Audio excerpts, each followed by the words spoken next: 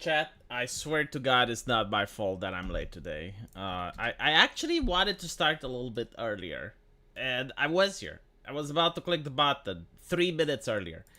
But then lightning stroke, and the power went down.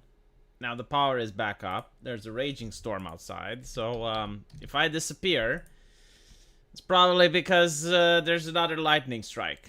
It's weird. It never happened before. I never had like the power go down because of lightning. But well, I guess the lightning is a lot closer than it usually is. So we're going to be talking about women today. Shit, like because the power went out, I had like all of the links saved, and I had like a plan on what to start with. But now I have to find the links again because well, the browser died as well. So. I hope you guys are having a much better day than I am.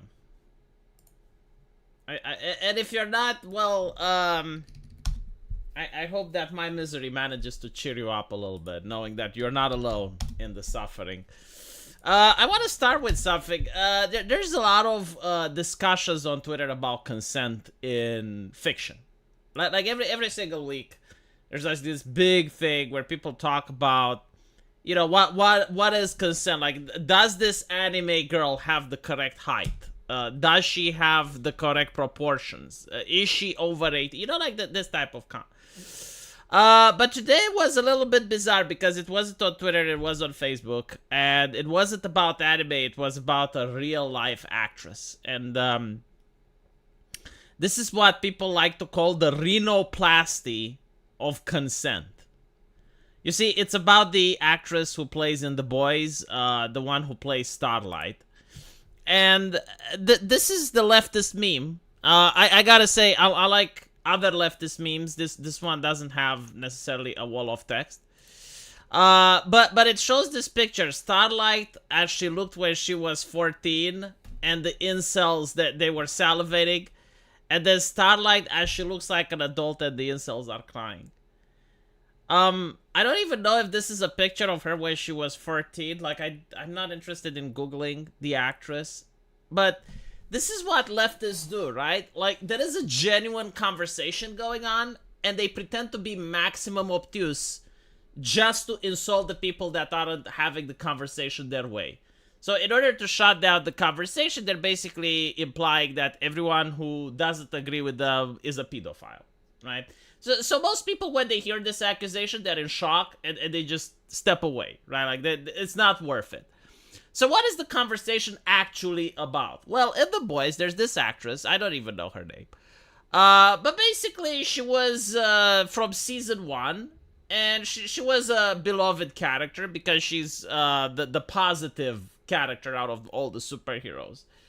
And she got a lot of fans, but I think like the actress by season 3 or 4, forgot which exactly, she decides to suck the fat out of her lips. She takes this expensive surgery, this beautification surgery, goes under the knife and completely removes her facial features. And many people are pointing out that, well, why would you do that? Like now you look worse. You spent probably tens of thousands of dollars on this surgery. And people are pointing out the obvious. It's like, yeah, she looked better in season 1. So, of course, the leftists are trying to suggest that, oh, no, it's like because in season 1 she looked underage. I actually checked it out. She's 26 in season 1, so what the fuck are they smoking? You know, this is not like an anime girl where you can make the argument, oh, the artist drew her too young. Or no, like it's a real-life person with an ID card. We can check. So, yeah, this is the rhinoplasty of consent. The thing that I find it baffling is that when I grew up, left-leaning people were against Big Pharma. Like they really hated the concept of Big Pharma, you know? The greedy corporation that profits off of people. But for some reason, now they're in love with Big Pharma. Now I bet every single leftist has like a logo of Pfizer on top of their head that they pray to every day. They absolutely enjoy Big Pharma and everything that has to do with surgery and just like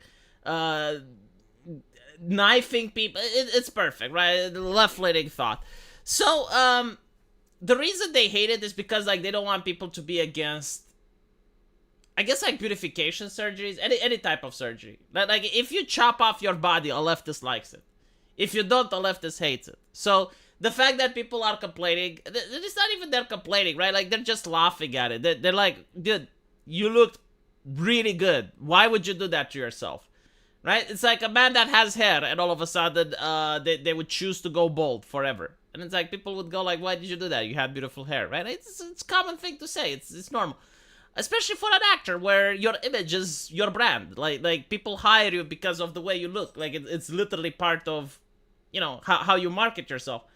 So, yeah. Is it projection? I don't fucking know at this point. I like every single day. I'm tired, chat. I'm like one of those leftist activists now. I'm tired because every single day I have to go through this shit. Like, it's part of my job to go through social media and pick up various posts and stuff that people say. And you know, it's funny when you think it's satire, but then you realize that there's an actual human being that pretends to be clever on the other side of the computer, and they're saying the most dumb shit imaginable. McDonald's is releasing the Chicken Big Mac in the US. Why do they do this though? Like, why do they only release it in some places? Yeah, the thing with McDonald's is it's going to have to release more than the chicken nugget. Like, at this point, McDonald's used to be this company that was promoting itself by being cheap and by being fast, right? Because it's fast food. Now it's not fast because you have to wait for all the Uber Eats and they get priority in most places. And it's not cheap. A meal at McDonald's is actually so expensive that in Romania, at least, I don't know how it's in other places, but in Romania, a meal at McDonald's is almost as expensive as going to an actual restaurant with an actual waiter that gives you an actual healthy meal.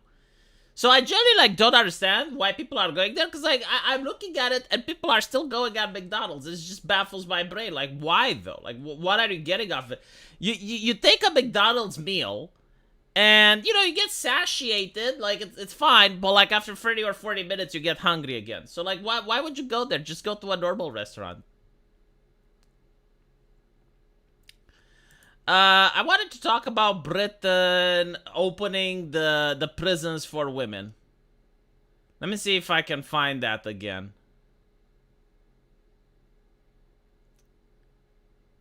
God fucking damn it, don't tell me I lost the website. Because again, I had a power outage, so like the computer went down.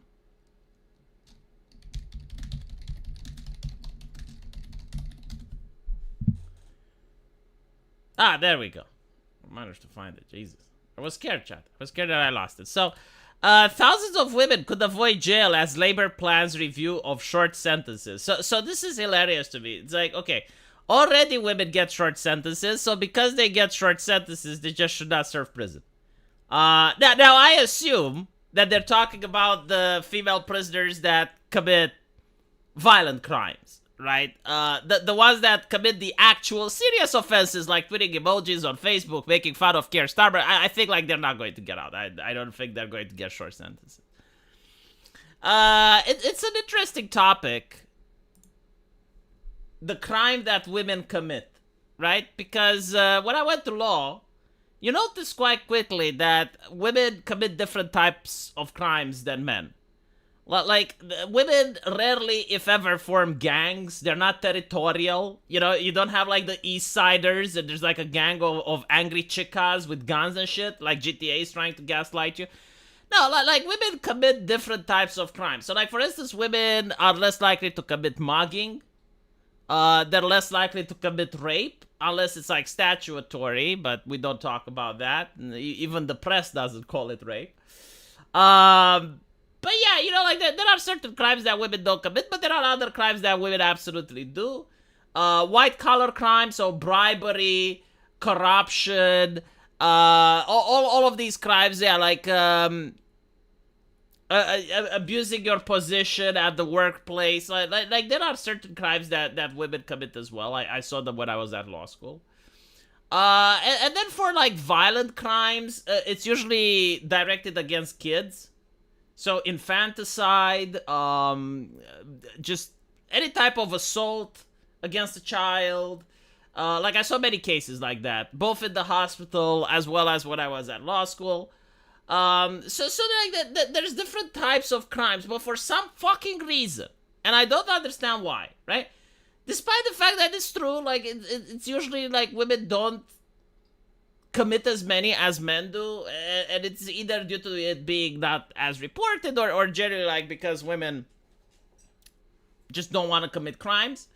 They do commit a lot of crimes in prostitution. I forgot to mention this, right? Like when I was at law school, like a lot of the prostitution crimes involve women. But yeah, and by the way, when I say prostitution, I don't mean the actual person prostitute. No. Like they were into human trafficking rings, and they were the ones that were breaking the other girls. You see it in the Rambo movie. I think like the Rambo movie is actually inspired by reality. Like the team of writers that made that movie actually looked at real life events and how gangs operate, and they took that and made it into the movie. So like yeah, the part where all those girls that were sold into prostitution were broken by another woman, yeah, like that happens. So the thing that I wanted to say is that, you know, regardless of the fact that not a high percentage of people that commit crime are women, the ones that do commit the crime, some of them are quite hideous. But for some fucking reason, society goes and always tries to find justification. Like you'll see it on Twitter. You see it on Twitter. There's like a woman that murdered someone. And people on Twitter go like, yeah, but like, what if the guy deserved it? You know, like, what if the guy was beating her every single day and at one point she snapped? And you're like, well, do you have any evidence that happened? No, so shut the fuck up. Like, what? Why do you go and you assume? Like, you wouldn't assume this if it was a guy, right? If it was a man, you wouldn't assume, well, maybe his neighbor was abusing him constantly and he snapped one day. No, right? They always assume when it's a woman. And they sometimes assume when it's a minority that assaults someone, they will say, well, maybe the guy said the N-word, so therefore. It's like, okay, so if he said the N-word, like what? That's reason for assault and abuse? It's like, but yeah, no, like this is the culture, right? Like for some fucking reason, and I generally don't understand why. Whenever it's a female criminal, people on Twitter, like regardless of what she committed, regardless of how horrible the crime is, people on Twitter are more understanding, and the judges are more understanding as well, and the sentences are more lenient usually. But again, this is due to the fact that it's probably human nature, right? Like women and children first. So we do protect females in society. It's hardwired in our brain. So even though when logically speaking you shouldn't, and you realize, no, like this is a criminal, like the monkey brain, the lizard brain goes like, oh no, let's actually...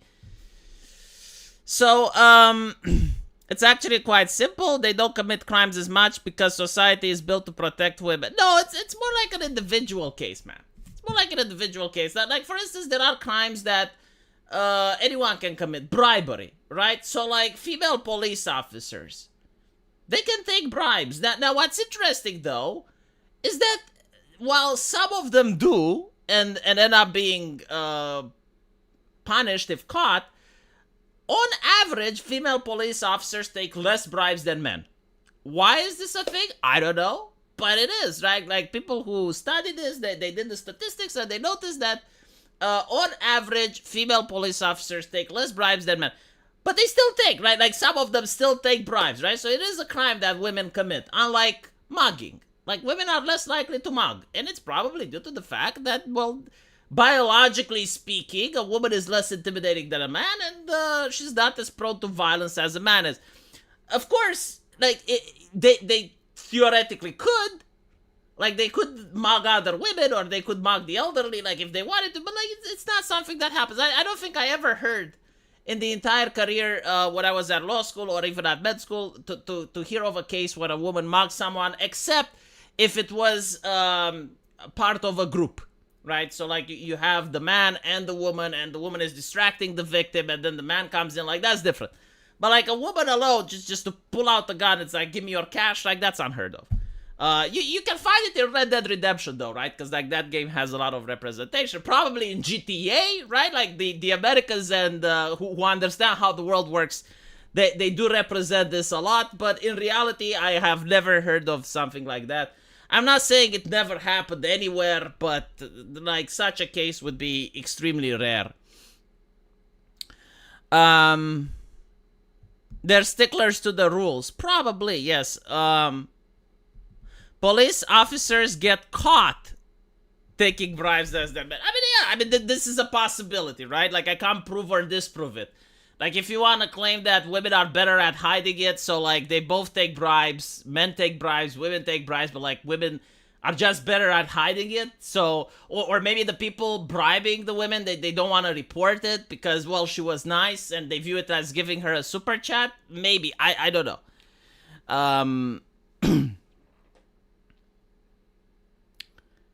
Female police officers get caught taking bribes less than men. Yeah, we discussed this. Only women fight club. Okay, so let's talk about that, because this is why I even made it. There's a rumor, which apparently is unconfirmed, and I don't think they're that stupid to make it. Although, it's something that sounds so bad that maybe Hollywood would probably do it, but I don't think it will have any viewership. And there's two reasons for it. I'll say it in a bit. But here's the problem. First of all, is the idea of presenting women as violent thugs. Again, it's not realistic. Like, it doesn't have any correlation to reality. It's just like fantasy land. And no one likes it. Like, women don't like being portrayed as thugs. Men don't find women being thugs to be even sexy, funny, cool, like whatever you want. It's not entertaining. You don't like that. So, yeah, like, if you make a movie like that, I don't think it's going to sell. Like, I will tell you from the get-go that the idea is really bad. Unless the women are convincing men to fight each other, like maybe that. But here's another problem. I personally think that Fight Club is a shit movie. I know a lot of people will get upset, and it's like, well, no, I generally, think it's overhyped shit. Like, what is the message? Oh, destroy society. Wow, what a great fucking message. Oh, I can completely relate. Wow, that movie is really philosophical. What is it? Oh, yeah, like, the little guy. The little guy is awake while you sleep, and at any point, if the little guy becomes the hive mind, it can overthrow society. And no, I generally didn't like that movie. Like, again, I couldn't immerse myself with it. A lot of teenagers, they like it because it's like, oh, fuck society. But it's like, it's not even a, like, V for Vendetta makes sense. Like, V for Vendetta is a good movie because, like, it's against tyranny, right? It's not against society as a whole. But they're, like, just trying to take down tyranny in order to install rule of law. Like in V for Vendetta, the government was lying, the government was manipulating people, the government was clinging to power. So you have the people rising up and overthrowing that government, right? So, like, it's a theme that makes sense. But in Fight Club, what do we have? Oh, like, everything that society does is bad and evil, so we need to tear down society. Like, come on. Right? Like, it's nice when you're a teenager and it's fucking edgy, but then you grow the fuck up. So, anyway. I personally didn't like the movie. The cool thing, though, like, the movie is artistic and entertaining in a way, because, there's that mystery that, you find out that the villain and the main character are the same person, which is great. And I would say that is the reason why the movie is probably as good as it is. It's the plot twist. It's like, you don't expect it. It comes out of nowhere. And when it's like, wow, that's so fucking cool. Now, if they make a remake of that, then by start, the plot twist isn't going to be there. Because you already know the whole shtick. Like, you already expect, okay, so, like, the villain and the main character are the same person, so, like, a lot of the drama and the tension are just out the window. So it's not going to be as successful. It's kind of the same with, like, remaking Star Wars Knights of the Old Republic. It's like, the coolest shit about Star Wars Knights of the Old Republic is when you find out that you're Revan. Now, if they make a remake and you already know that you're playing as Revan, like, the entire premise, the entire cool thing is out the window, which is why I really hate all of these remakes and reimaginings and blah. Just make something new, but they can't. The point of Fight Club is not that you should spurg out and destroy society. The point is that aimless men leading empty lives will spurg out and destroy society. It's still a meh. Like, the whole thing, I don't find equivalent of it in the real world. I'm sorry to say this. Like, okay, men who live empty lives will not destroy society. And it's so easy for a government to manipulate men that live empty lives. Do you know how easy it is? You send them to war. That's it. Like, the problem solved. Right? If society ever has, like, too many men that live empty lives, then the government can just say, all right, well, if you join the military, look at the level of respect and prestige you're going to get. Look at the level of hot chicks you're going to get.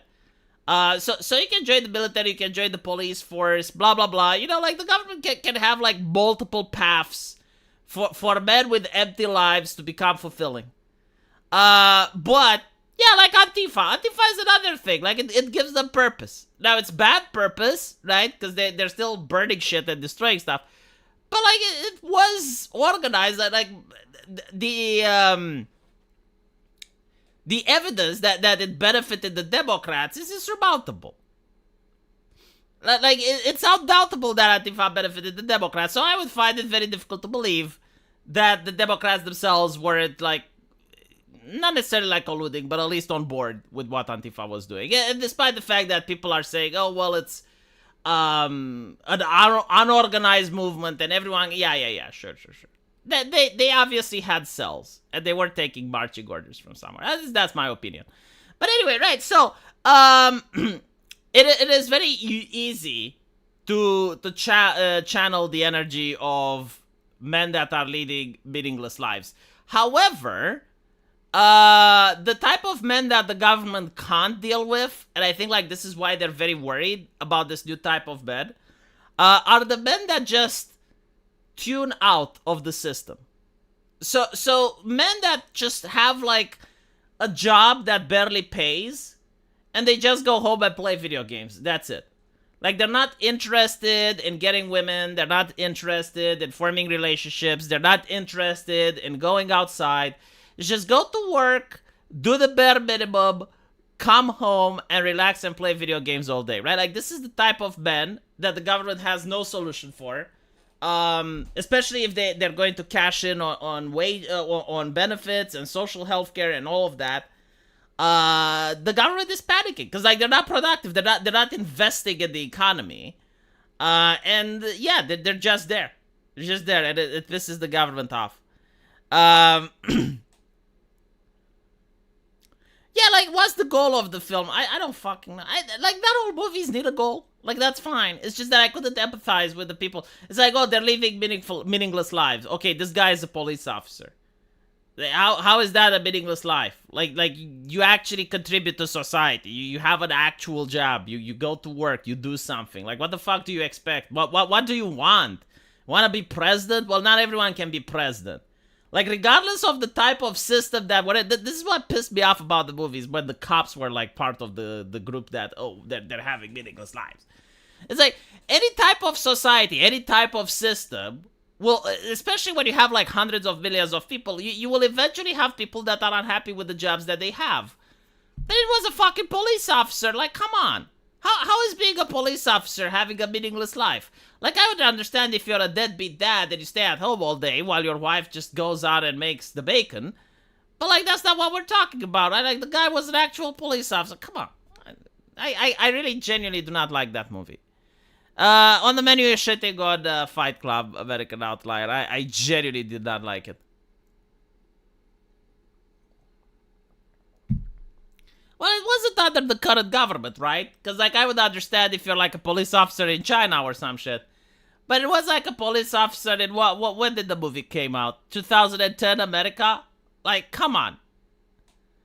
In a small town as well. It's like, oh, shut the fuck up. No.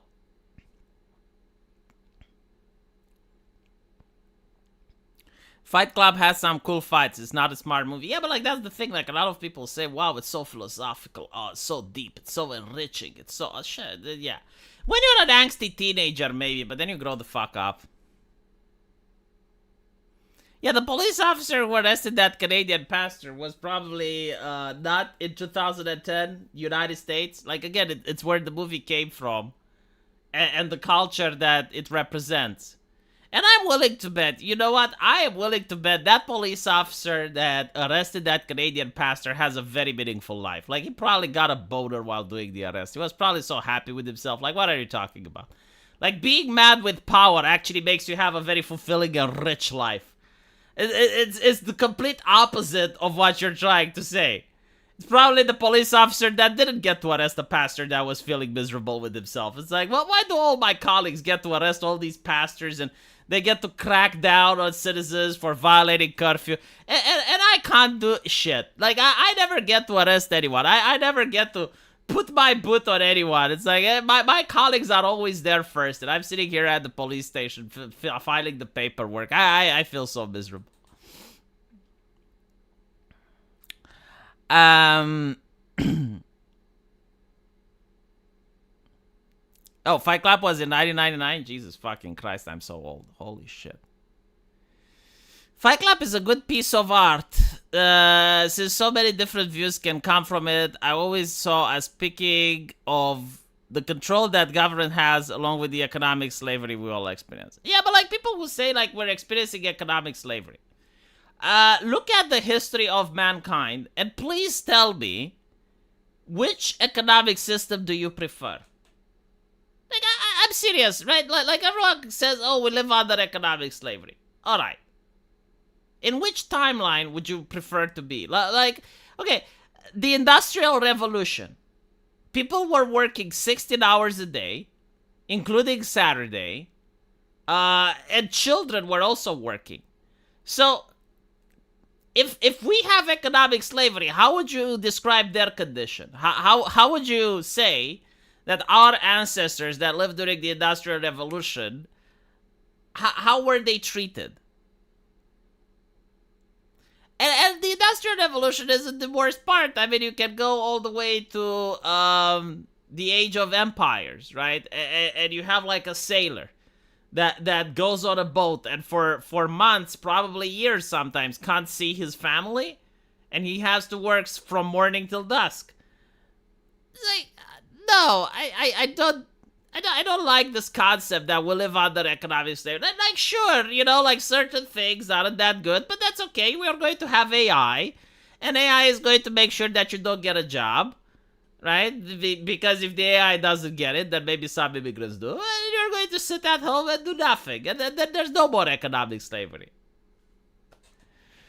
Not to mention, like, we actually have welfare in most countries. So like, why are people complaining about economic slavery? It pisses me off so fucking much, you know? Unless you're in Myanmar, working in some cobalt mine or some shit, shut the fuck up. Cops sped down the oncoming side of the highway in Ontario trying to catch someone and hit a car with a toddler head on. The kid died. Cops are shit. Rather be in a Fight Club. I'm not going to defend the cops in Ontario, but I'm going to say this. Being a police officer in a country... a country has thousands, if not tens of thousands of police officers. The idea that at no point none of them is going to commit a crime ever is beyond utopian thinking. Like, obviously, cops are going to commit crime, right? Like any type of crime. Given enough time, it's statistically impossible, because they're still human beings. Now, there's a difference between, I guess, like the cops in Britain, and the cops in Ontario, and the cops in Romania. There's good cops and bad cops, and all of that. But I genuinely, like, dislike the argument. It's like, oh, well, this case happened, and this cop did that. And I'm like, okay, sure. And I hope he gets prison for it. I hope he gets punished just like anyone else that committed a crime. However, the idea that you can have a society where cops commit no crime is wishful thinking. Like any profession, there's like no profession on earth that will have not a single person committing crime, except the president, like, because he actually gets immunity. And the Romanians in the parliament, they get immunity too, right? So, no, my bad. There are some professions where, yeah, like politicians and shit. They never commit crimes. Christopher, thank you for becoming a member. I appreciate it.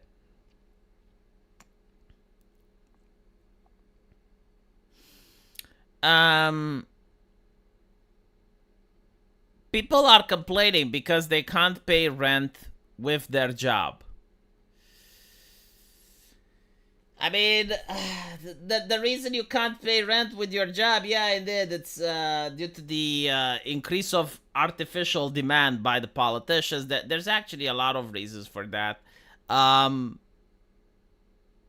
it's not like there was a time in human history where everyone could afford to pay rent with a job. It's well, actually, in the United States, I guess after World War II, if you win a world war, you can afford to have an economy where one person can have an entire household with one income. But yeah, no, the reason you can't pay rent, even though you have one job, is 100% due to the politicians. These are political decisions that has brought the economy to this point. And the solution is to live the big cities. That's the only solution. Like, get a job in a smaller city or in a rural area. Like, you're not going to change the economy. You're not going to change the system, but you can improve your life. Try getting a job in a rural area or a small town, a small city, and then you'll be able to pay for the rent. It's unfortunate. It shouldn't be like that. And if worse comes to worse, just leave the country. And that's the only thing. You know, like, if the country keeps importing people in, well, at some point, you gotta say, well, I guess I need to follow my best interests. I need to look out for myself and my family and go someplace more livable. You have to win 2 world wars yet. Yeah, if you abolish the welfare state, all of the problems go away. Like, it's that fucking simple. If you abolish the welfare state, every single problem just magically poofs.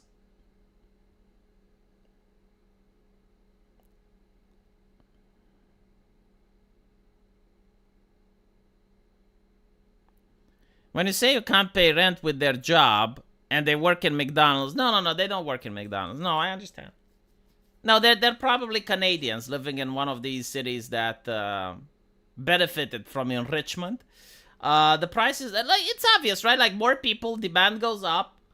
So all of a sudden you realize that, well, rent goes up as well because there's a lot more people that want to rent. It's not rocket science. It would be the same if you had like a massive population boom. You know, if you have a time machine and all of our ancestors came into the present, like, the prices would go up. And politicians are the ones responsible for this. But there's nothing you can do about it. The only thing you can do is to leave Ontario and go somewhere more livable. When my dad came to Paris in 1980, he could rent apartments in the center of Paris with minimum wage. The countryside has little work anymore. And surely you can find some job somewhere. Right? Like, now you have the internet, which allows you to connect to places without actually going there. Like, before, if you wanted to find a job, you had to actually travel to the place. You had to actually talk to people. Now you have the internet. You can just look for jobs in other places. It's not that difficult. And if you're in France, you can also go to Eastern Europe and look for a job. But yeah, it's like, I mean, in Paris, like, how many more people moved in Paris?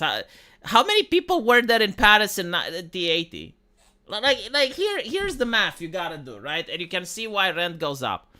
So first of all, how many people were in 1980 and how many houses? How many people are now in 2024 and how many houses? Because I have a feeling the number of houses didn't increase. Now, if they were to build like massive skyscrapers to house people, then the problem would be solved. But they're not doing that. They're not building skyscrapers. They keep the same number of apartments and they're bringing in more. And what's also interesting is the Airbnb. Like, Airbnb and other such companies, they also manage to inflate the rent prices. Because now it's a lot more easier to rent. Like, before, you had to sign contracts and you had to find good people. And then now you have Airbnb and you don't have to sign a contract. Like, you rent it for a week and after they leave, someone else comes in for a week, especially if it's in Paris, like big tourist place. They want a renter class. Hayek and Sowell both explain about this. Mainly Sowell described it in his book, The Housing Boom and Bust. Well, in the United States, they do it even worse. They keep bringing in immigrants, which means like you're bringing in renters, right? Because they're not going to just buy land, they're going to rent. And the prices just keep going up and up and up. and eventually, if you also have like a crime wave or something, or if the renters don't pay and they start squatting, which is like what a lot of the legislation that's passed in places like California now, is in favor of the squatter. Like, to me, it's mind baffling. So like, okay, there were a couple of videos with like a woman that had immigrants moving in her house, and this particular case was that there were some people that moved in her house that she inherited, and now she couldn't move in. And it's like, well, hold on a little bit. So they had no contract, they signed nothing, like they just took the place, and now she can't kick them out. And the answer is yes. Like, legally, she can't kick them out. If she tries to change the lock, if she does anything like that, she is the one that's going to get in prison. So apparently, like, what some of these people did is that they donated the apartment to a friend and then rented the apartment from the friend. So now she wasn't a landowner, she was also a tenant, and now she actually had rights. But what other people do who aren't as law savvy is that they sell it, and usually BlackRock buys it. So like, the conditions are so that you can have it more and more difficult to just be a landowner, and more expensive to just have like two houses. Like, let's say you inherited one, or you actually used to be rich and you bought another one, whatever the reason. They're basically saying, no, like, you should sell it, and BlackRock will buy it. So now BlackRock owns even more. Yeah, blue state problems. The point is, the economic situation was somewhat better in the States and Western Europe for many people 50 years ago. Yeah, it's true. The reality is, though, like, I would say the situation is still better in the States than it is in Europe. Like, Americans just don't know how wealthy they are. And they don't know how wealthy they are because they sit amongst other Americans. But if an American would come to Europe, they would be bewildered about how many things they can afford with their American wage. Anyway, neither here nor there. By the way, I heard like this really funny comparison from one of the founders of PayPal. And when I heard it, it blew my mind. Sorry, I had to yawn. When I heard it, it absolutely blew my mind. I said it on a previous stream, but I'll say it again because it's just so fucking awesome. And now American Outlier is here. I'm sure he will appreciate it. California is like Saudi Arabia. And I'm hearing about it, and it's like, what the fuck? How can California be like Saudi Arabia? And the explanation was that, well, they're both very wealthy places. They both have this insane religion, very radical, extremist religion. One is woke ideology in California, very intolerant towards non-believers and people that don't comply. And in Saudi Arabia, you have Wahhabism, right? It's a subsection of Islam. It's also very aggressive towards non-believers and people who don't comply. You have a very inefficient bureaucracy, both in California and in Saudi Arabia. You have laws that don't make sense, both in California and in Saudi Arabia. And how is this sustainable? Like, how are they able to keep this going? And the answer is that in Saudi Arabia, they have oil. And in California, they have the tech industry. So even if people from within Saudi Arabia would stop consuming oil, they're still exporting it. So they make money from other countries buying it, right? And it's the same with California. Even if no one would use social media from California, people from outside of California, they still need social media.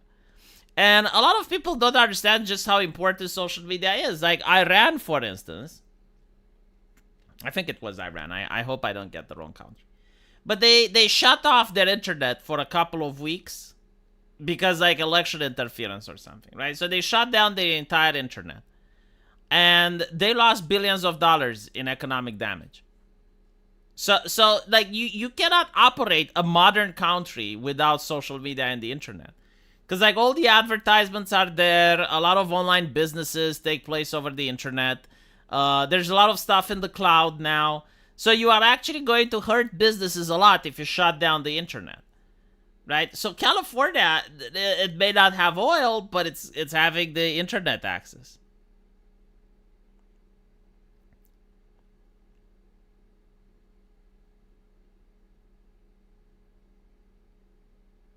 How's Paris after the Olympics? I don't know. Is Sticks Hexenhammer in the chat? I don't think he's in the chat. Europe's biggest form of welfare in any way is how much the United States subsidizes their budget. It's interesting when you talk about Europe because there's actually 4 Europes. Like you have Southern Europe, Western Europe, and Eastern Europe, and Northern Europe. The reason we don't have that many refugees in Eastern Europe is because we don't have welfare, which is good. I hope we don't have welfare because it also incentivizes people to have children, which is something that Americans view as a horror if you try to tell to someone that they should have kids. Like I saw this interesting poll which suggested that more than half of women under the age of 40 don't have kids, and I'm like, wow, okay. Now normally the counter argument is, why do you care? Like, why do you care if other people have kids or not? And it's like, well, because of the welfare system, right? Like, it's a Ponzi scheme. If you don't have kids, if the new generation doesn't have more people than the current generation, then who's going to pay for your pension fund? And you do want a pension fund because you're paying taxes for it.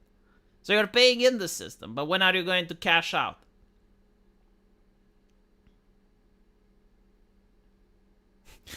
Oh yeah, has the Qatari military left France? They actually did get the Qatari military in order to help them police the Olympics. Like, that was funny as fuck.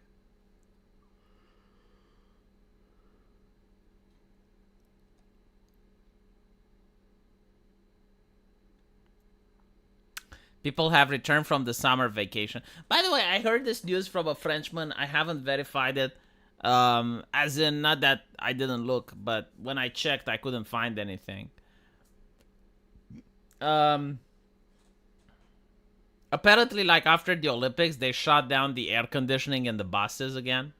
So, like, when the Olympics was on, it's like, okay, well, we're going to pretend that Mother Gaia isn't dying. And after the Olympics, they were like, all right, well, let's go back with the global warming program. No, the foreign soldiers make sense. It makes perfect sense, right? It just looks bad on camera. Like the French actually did have a problem with this. I think it was like 2 years ago, where a cop brutalized a respectable member of the minority community. I think it was in Paris, and they had massive riots. And, well, I mean, it's France. They have massive riots all the fucking time. But these ones were particularly damaging in the costs, right? So it looks bad on camera when a white police officer does police brutality against a non-white individual, right? It's 2024. It's current year. We gotta understand the situation we're in. But if it's a Qatarian police officer doing the exact same thing, well, then things are a little bit different on camera. You know, they look a little bit different. It's still bad, but it just, the optics are just slightly out of alignment, you know? So this is probably why they decided to ask for help from the Qatar. It's not that, like, France doesn't have the gendarmerie or they don't have the tools or the manpower in order to provide security. It's also the fact, like, a police officer asked me for an ID. Oh, it's because he's racist, isn't it? It's because I'm not white, and this is why they picked on me. But if you have, like, a Qatarian police officer doing the same thing, well, it's not like he's racist. I mean, he's Qatarian. He's a respectable member of the Islamic community. He's not going to be racist. Like, you can't be Muslim and racist. Like, so I think that's why they asked Qatar to help with policing the Olympics.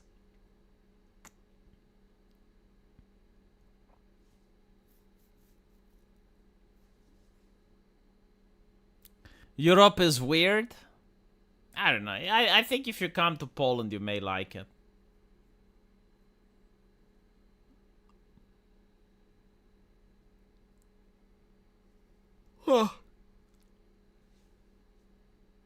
The French are revolting again. Yeah, well, I kind of understand why they're revolting now. Yeah, like, the French revolt every single year, so it's like just like part of how the French system works at this point, I guess. Um, but this particular time, I kind of get why they're upset.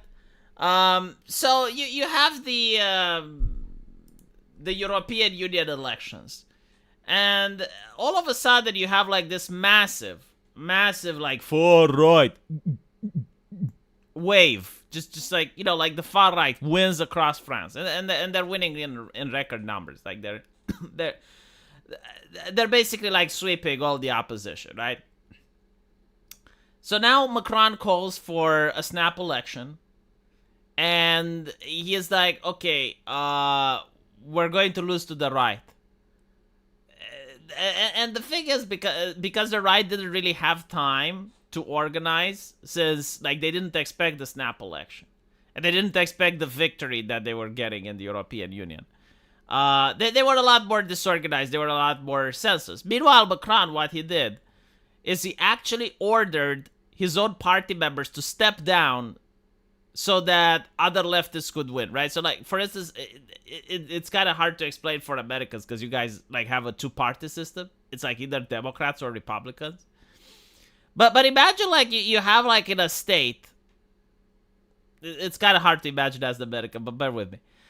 Imagine if you have, like, the Democrats and the Independents, like, really close tied. But because they're so close and they're spreading the vote, a right-winger wins, right?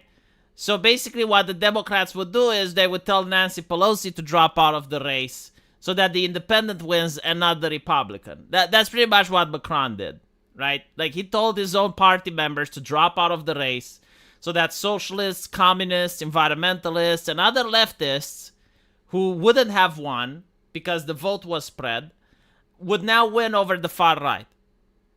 So it's not illegal, but it's a pretty fucked up move because, again, democracy isn't made to be this bureaucratic process where, you just have enough signatures and just enough stamps to have, like, the legality of running the country. But in reality, you probably have, like, less than 20% of the support of the population, right? Because this is probably what's happening in France right now and in other countries in Europe. I would even say Britain. It's like, first of all, like, not all people go to vote, so, like, the turnout is abysmal. And the people that do vote, it's like the multi-party system, and with all the political machinations and the electoral colleges equivalents that the Europe has. Like, you end up with people, with parties that aren't actually the will of the people, right? And they're doing, like, all these political machinations in order to have, like, the correct numbers of signatures and just enough stamps so that they can govern.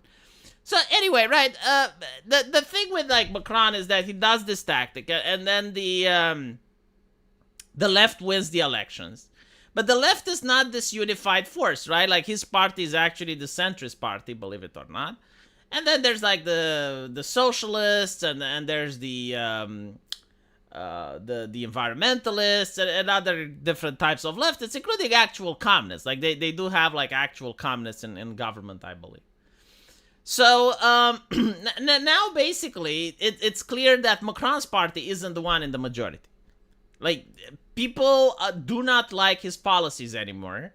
They either want the far right or they want the far left, but they want some extremists. Like, the people are like, okay, these are extremist problems. We need extremist solutions.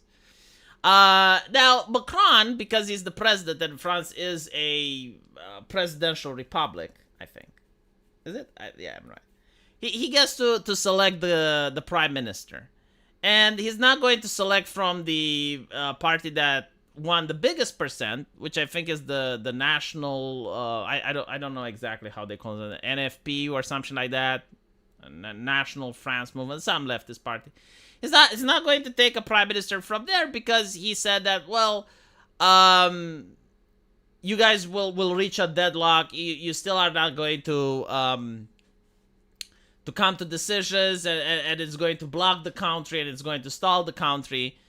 So he's going to pick someone else, probably a technocrat or some shit. And this is why people are on the streets right now, because, like, people went to vote, and they were sick and tired of Macron's policies, and his party didn't get that many percentages.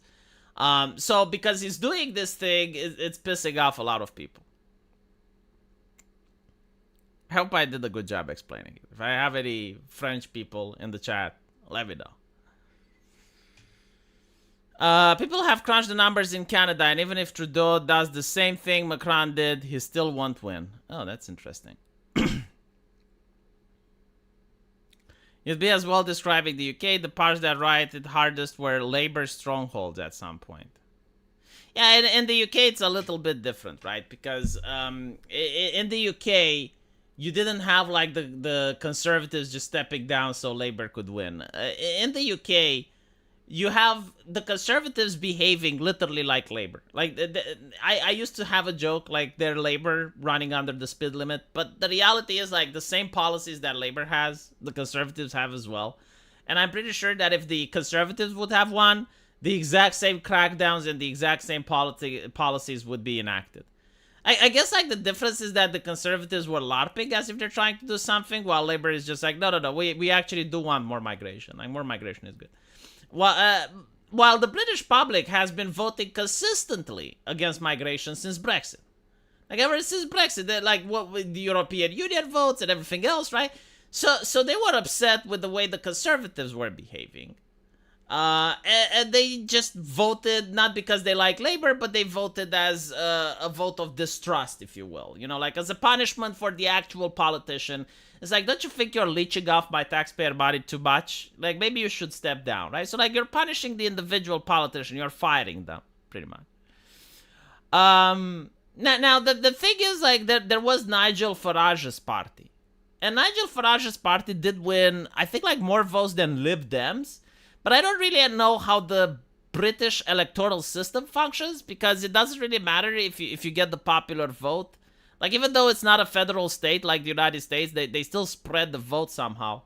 And basically, Nigel Farage, despite the fact that he got a lot of votes, he didn't get that many seats. So now you have, like, a leftist government in charge. And when you look at the number of people that voted, it's the same thing. It's like very few people went out of their house to vote. So it's just like a small part of the population that is being represented right now.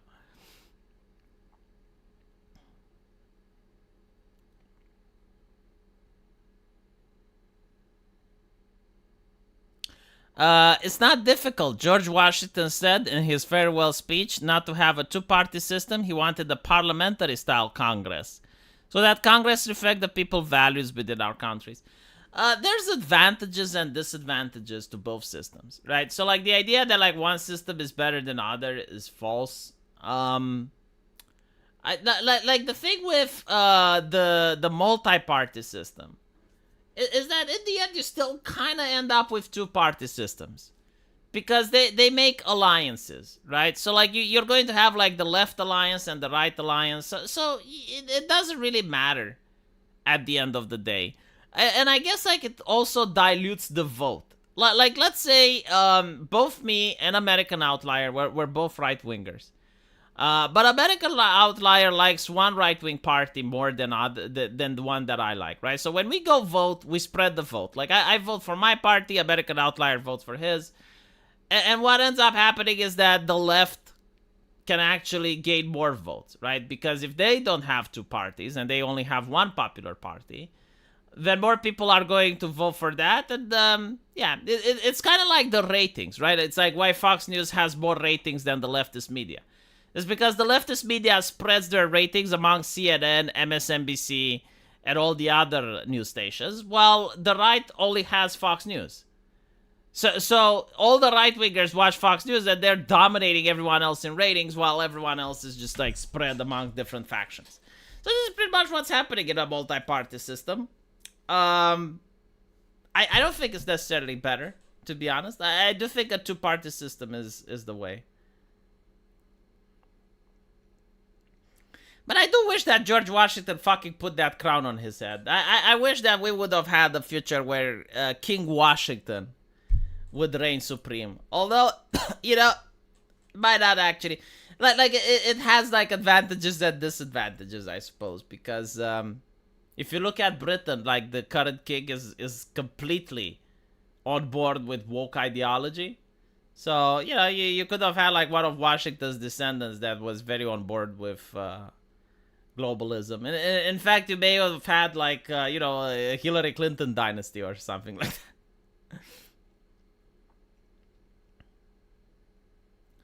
Yeah, I just said my thoughts on a constitutional monarchy. Again, imagine if in Britain the king had more powers. The motherfucker just banned smoking. All right, like let's just paint the picture.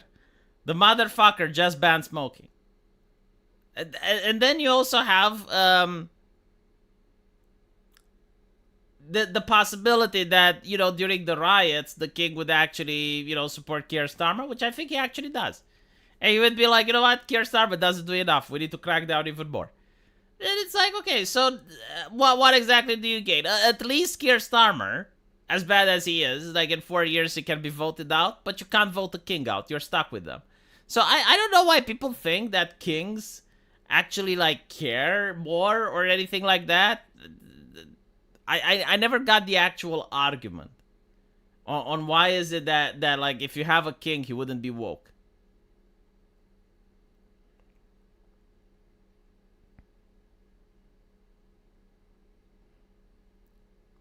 I don't like smoking, so it's good that it's bad. It's such a dumb take as well, because he didn't ban smoking.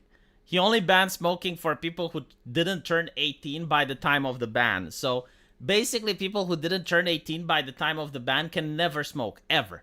Right? So like when you become like 25, you still can't smoke.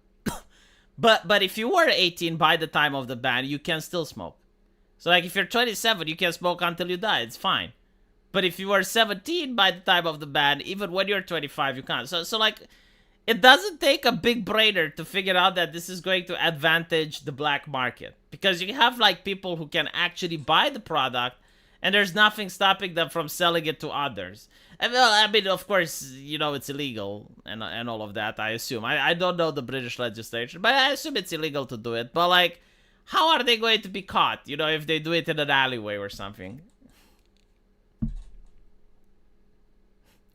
You can vote out a king, you just do it with weapons instead of paper ballots? I see. I think you overestimate the gravy seals. England has beheaded its king? Oh, many nations have.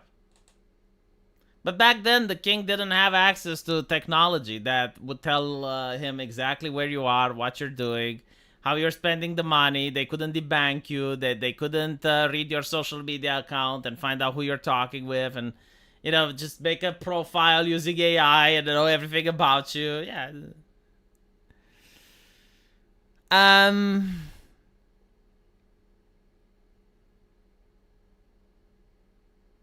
They ban smoking really slowly. Yeah. Cigarettes still have GPS trackers.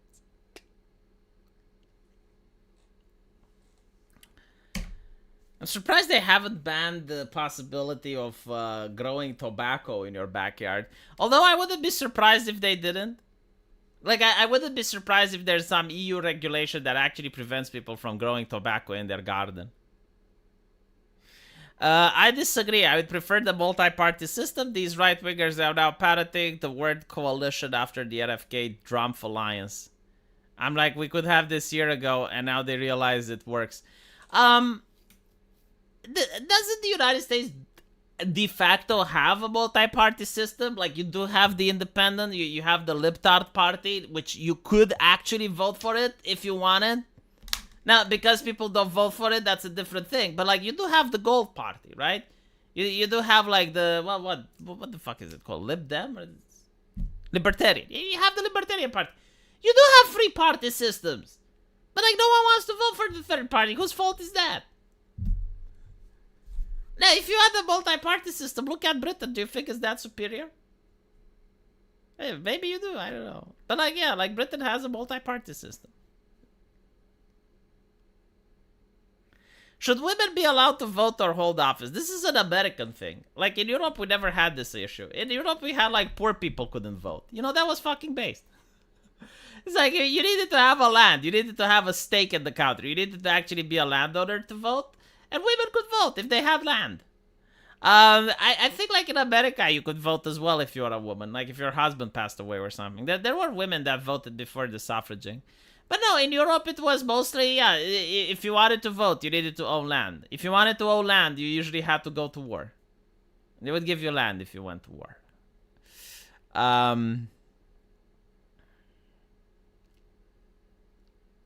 What is interesting, though, is that if you look at the United States, there is indeed a gender gap when it comes to voting. So, like, women vote left, men vote right. But when you look at the United Kingdom, that gender gap doesn't exist. It's pretty close. So I don't know why, but it's very interesting.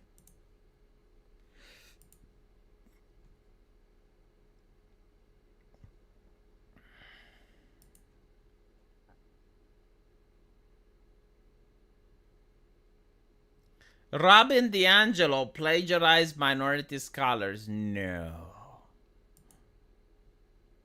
No, say it ain't so. Nah, I generally like don't get it. Like the woke grift is so fucking easy. Like it literally requires no brain power to come with it. Just so you can understand how lazy woke ideologues are. Do you know how Italy tried to slow down the spread of woke ideology? Like it was absolutely genius. Like what Meloni-chan did was just she banned English word. No, sorry, she banned non-Italian words from everything public related. So in Italy, if you're holding public office and you're writing laws, or it has to be Italian. You cannot use English words. And the woke ideologues freak the fuck out because it's very difficult to have like her, her pronouns because like they don't have any equivalent in Italian. A lot of concepts that are woke in nature sound very English. Like in Romania, you can instantly tell a woke person because they mix English words with Romanian words. Like immediately you're able to tell. Because the woke ideologues are so fucking lazy, they cannot tailor the ideology for the nation host. Like they cannot even, they come up with shit like Latin because they cannot actually bother to learn Spanish and figure how to apply that ideology for the Spanish people. So they're like just taking the English one and they're just dumping it there. So it's like the most lazy ideology ever known to man. And like to see Robin and DiAngelo not even coming up with her own shit and just plagiarizing. It's just... The gender gap in the US is because of abortion. Yeah, like abortion is another interesting topic in the US that I don't fucking get. Like we have abortion here in Europe. And no one talks about it. Like it's something that exists, but like most people... know that, okay, this is something that we're going to use as a last resort. We're definitely not going to post on TikTok about how much weight we lost after it. We're not going to brag about it. We're not going to, Abortion, age, map, Europe, and USA. I just want to show you just how radical the United States is compared to the rest of the world, right? So,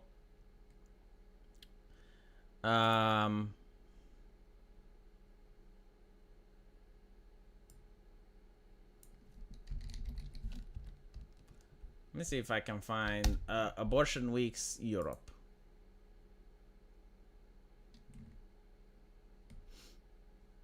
Can someone give me a map?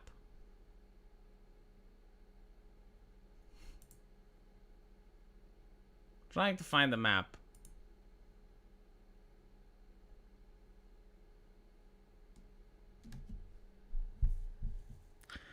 I'll probably find one for the next stream because I don't have one in handy. But basically, it's like night and day difference. Like the United States is incredibly radical and extreme when it comes to the age which abortion is allowed. Like when you compare it to Europe, or like in most places of the world, it is suppressed or banned. Europe does allow it, right? But the age requirements are more common sense than when you look at the United States, which is just like incredibly extreme, very radical, and it's apparently not radical enough for some politicians. Like I even heard politicians, granted not all of them, but the more extremist ones, suggesting that even before contractions, like even one day before contractions, it should be possible.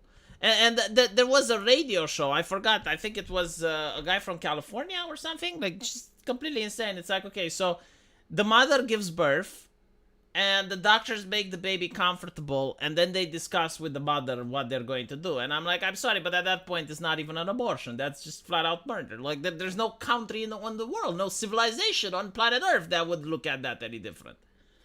So yeah. Have you heard about the Polish dev? Yes, I'll make a video about him tomorrow.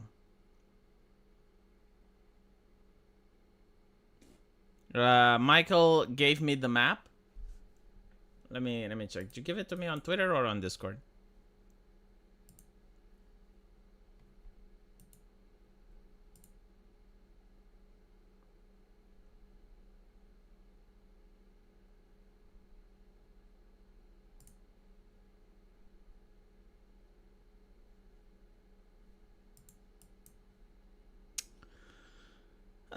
If you have to go to university and get a job and house and then marriage, you'll get married at 30. Unreasonable to expect people would abstain until 30. This is something that I keep saying.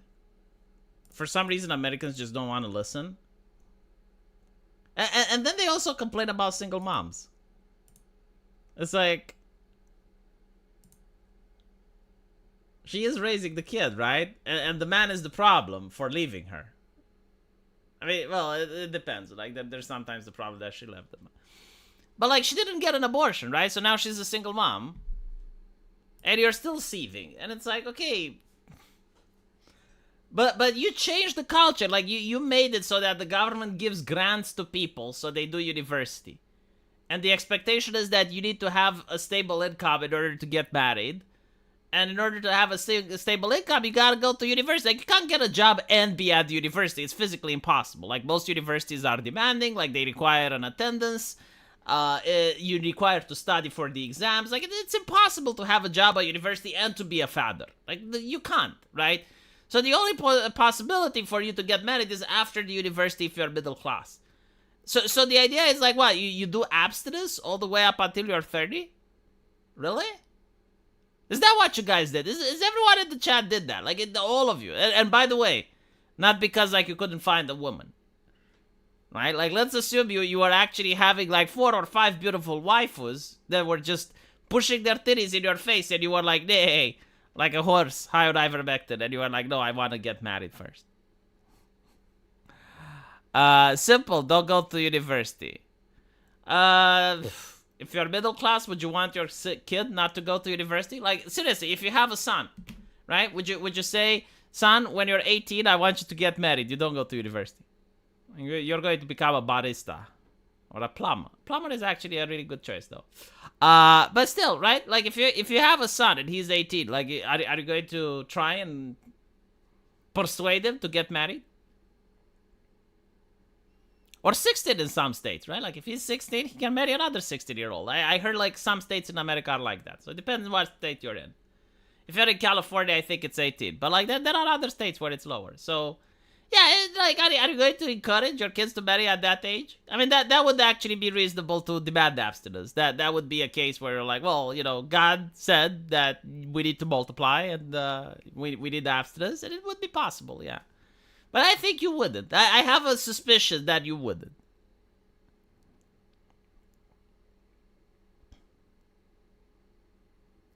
The logic is backwards. You get a job to get a woman and work hard for your family. Now women do this and are surprised men don't want a 35-year-old woman. There are many men that want a 35-year-old woman. It's just that it's not the type of men they probably like. Yeah, it is called a condom, but Americans don't know. I tried having the talk about the condom last stream. It upset a lot of Americans. Some told me that it's like a raincoat. I don't know. I used the condom. It was fine. Maybe my penis is just way too sensitive, and I can enjoy even through the condom. Anyway. Yeah, no, the problem in the United States is the divorce, which is profitable. Like, it actually incentivizes people for divorce. Like, until that changes, and I don't see it change.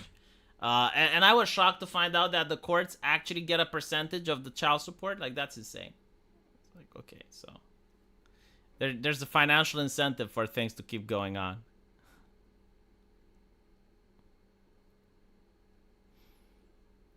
Anyway,